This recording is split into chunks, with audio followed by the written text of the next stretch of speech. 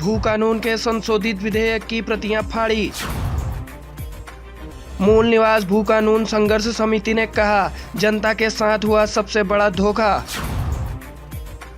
शहरी क्षेत्रों में जमीन खरीदने की लूट रहेगी जारी। एक राज्य में दो भू कानूनों को थोपा। भूमि कानूनों में जो संशोधन किए गए हैं, इन संशोधनों के बाद इस राज्य में जमीनों को लूटने के और भी रास्ते खोल दिए गए हैं और ऐसा कानून हमको नहीं चाहिए।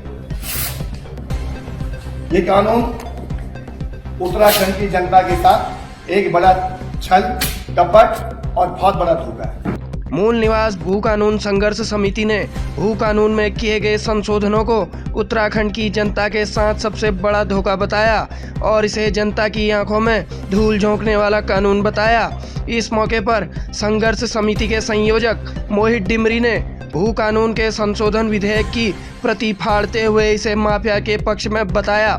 देहरादून प्रेस क्लब में पत्रकारों से वार्ता करते हुए मूल निवास भू कानून संघर्ष समिति के संयोजक मोहित डिमरी ने कहा कि भू कानून के संशोधित विधेयक में नगरीय क्षेत्रों को इस कानून के दायरे से बाहर रखा गया है। सबसे ज़्यादा बेशकीमती ज़मीनें शहरों में ही हैं और यहाँ ज़मीन खरीदने की कोई पाबंदी नहीं है।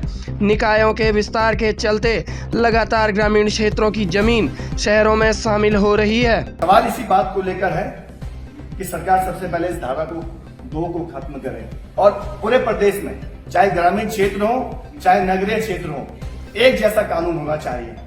ऐसा नहीं कि नगरीय क्षेत्र में आपने पूरी तरह से छूट दे दी और ग्रामीण क्षेत्र में आपने 250 वर्ग मीटर का प्रावधान रखा है। एक तरह का कानून होना चाहिए। आप जब समान नागरिक संहिता की बात करते हैं तो भूमि कानून भी समान होना चाहिए, हम सरकार से कहना चाहते हैं। दूसरा, अभी सरकार ने कहा कि हमने हल्द्वानी, उधम सिंह नगर और हरिद्वार को भूमि कानून के दायरे से बाहर रखा है।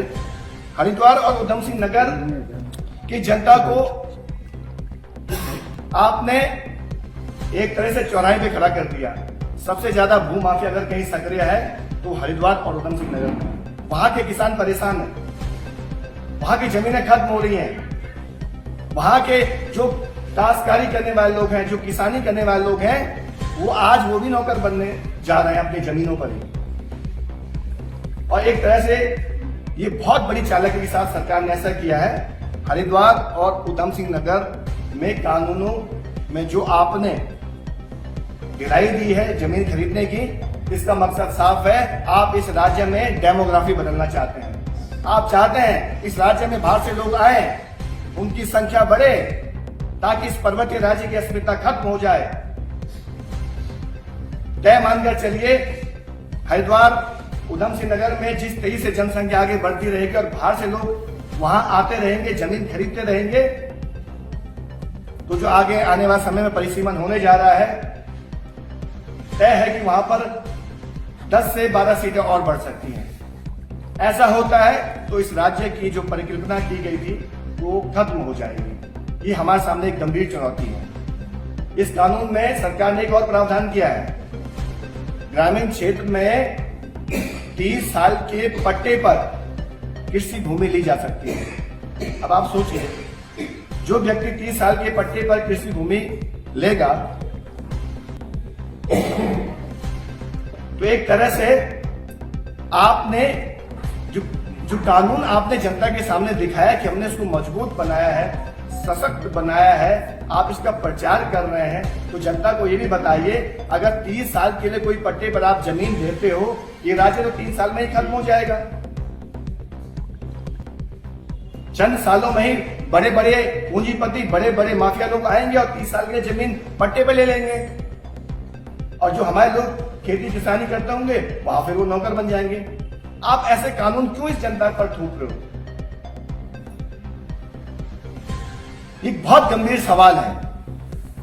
इस कानून में जितने भी संशोधन हुए हैं उसका हम लगातार अध्ययन कर रहे हैं। आज ये कुछ महत्वपूर्ण बिंदु थे जो आप लोगों के सामने हमें रखने थे। आगे भी हम इस पर और गहराई से और भी तथ्यों का विश्लेषण करने के बाद आपके समक्ष इस पर बात करेंगे। लेकिन इतना तय है, धामी सरकार बहुत बड़ा पाप कर रही है। यहाँ की जनता के विश्वास के साथ धोखा हो रहा है और इस सरकार ने जनता का विश्वास तोड़ा है। हमारी जनता का, हमारे लोगों का जो आंदोलन कर रही है सड़कों पे, उसका विश्वास तोड़ा है।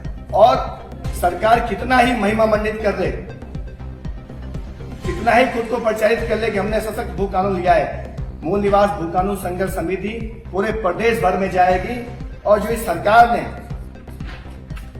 जो काला कानून एक बार फिर जनता पर थोपा है, हम इसकी सच्चाई जनता को बताएंगे।